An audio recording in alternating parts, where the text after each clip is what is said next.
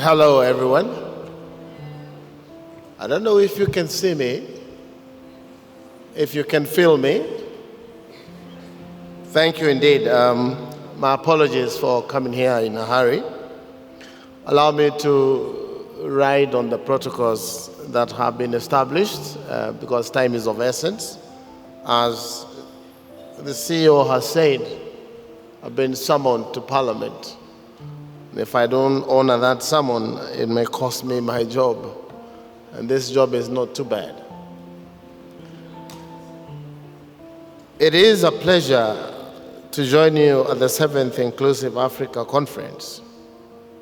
I wish to commend Enable and its partners for building what has become one of Africa's leading platforms for advancing digital accessibility and inclusion. Through your efforts, this conference has helped place accessibility firmly on the digital transformation agenda across our continent. As governments continue to digitize services and economies become increasingly techno-driven, access to digital technologies is becoming a prerequisite for participation in modern society. Technology now influences how people learn, access health, conduct business, interact with government, and participate in public life. It follows that accessibility can no longer be viewed as a specialized concern. It is a fundamental requirement for inclusive development. Kenya's position is clear. Digital transformation and digital inclusion must advance together. We cannot speak of a successful digital economy if sections of our population remain unable to access the opportunities that technology creates. Accessibility must therefore be considered at the earliest stages of policy, design, infrastructure development, and service delivery. I think while I was in the holding room, one of the gentlemen, I think it's from Google, asked me, why am I here? Why is this important? I said, it's because it's important. Inclusiveness is a right. It's our constitutional right here in the Republic of Kenya. So we're not here just to make a few speeches and leave. It is because it's our duty. It's vital, essential, and desirable to make sure that all have access to information as required by our Constitution. The government continues to invest heavily in the digital superhighway program. Today, Kenya has deployed more than 30,000 kilometers of public Wi-Fi infrastructure, connecting schools, hospitals, government institutions, and communities. This investment is not simply about connectivity. It is about ensuring that every Kenyan can participate in the digital economy. Digital services are only useful if citizens are able to reach them. We're also investing in digital skills and opportunities through the Gitau digital hubs. With more than 270 hubs now operational across the country, supported by 17,700 devices, these facilities provide access to technology, digital training innovations, and employment opportunities. And we are putting our commitment into practice. Among these operational hubs are dedicated facilities serving learners who are blind, deaf, and hard of hearing, including the Machakos Techno Institute of the Blind, the Machakos School for the Deaf, and a vocational college for the blind and deaf in Kasipul. As we expand the program, accessibility will remain central to how these hubs are designed and delivered. The same principle guides our delivery of digital public service. Today, more than 23,000 government services are available through the e-citizen platform. As public service that a citizen with a disability cannot use is not yet a complete public service. Kenya has also taken deliberate steps to strengthen the policy and standards environment for accessibility. I commend the collaboration between the Kenya Bureau of Standards, Enable, and other stakeholders in the development of 2952.2022, the Kenya Standards for Accessibility of ICT Products and Services.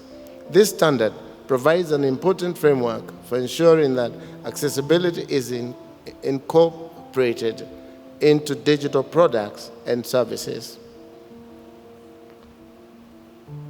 and aligns Kenya with international good practice. It is also a reminder that the first ICT accessibility standard on this continent was shaped here by this community. As we discuss the future of accessibility, we must also consider the impact of emerging technologies. Artificial intelligence is expected to transform economies, industries, and public service in years ahead. It presents significant opportunities to improve access to information, communication, education, and service delivery for persons with disabilities. At the same time, these technologies must be developed and deployed responsibly. Our Kenya National Artificial Intelligence Strategy treats inclusion not as a footnote, but as a guiding principle, recognizing equity and accessibility as central to the development of adoption of AI. As AI becomes increasingly embedded in education, healthcare, public services, and employment, accessibility must remain a core consideration in its deployment throughout. The objective is straightforward. Technological progress should broaden participation in society rather than create additional barriers. Kenya has also sought to elevate this conversation beyond our borders. During the Connected Africa Summit held in Nairobi a few weeks ago, we convened a ministerial roundtable, as referred by the CEO. The strong engagement from governments across Africa demonstrated a shared recognition that accessibility is central to the continent's digital future. This commitment is reflected in the African Union's own vision through Agenda 2063 and the African Disability Protocol, which calls on all of us to guarantee accessibility in both physical and digital spaces. This matters even more as Africa moves towards deeper integration under the African Continental Free Trade Area. A truly inclusive digital economy requires systems, services, and standards that even every citizen can access. An inclusive digital market is not only fairer, it is also larger, more innovative, and more competitive. I therefore welcome the work towards harmonized African standards for acceptable ICT products and services, so that an accessible solution built in one African country can be adopted seamlessly across the continent. This gives certainty to innovators, confidence to investors, and equal opportunities to persons with disabilities. Ladies and gentlemen, in conclusion, the measure of digital transformation is not the sophistication of the technology we deploy. It is whether every citizen can benefit from it.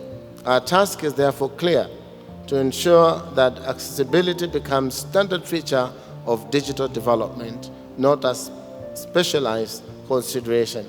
If we succeed, we will build not only more connected societies, but more inclusive and prosperous ones.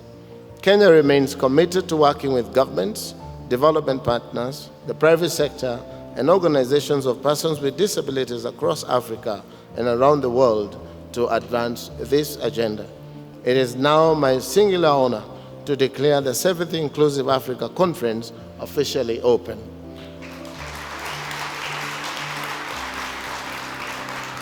I thank you very much, and I wish you fruitful deliberations the next 2 days. Let's move this thing forward. Thank you.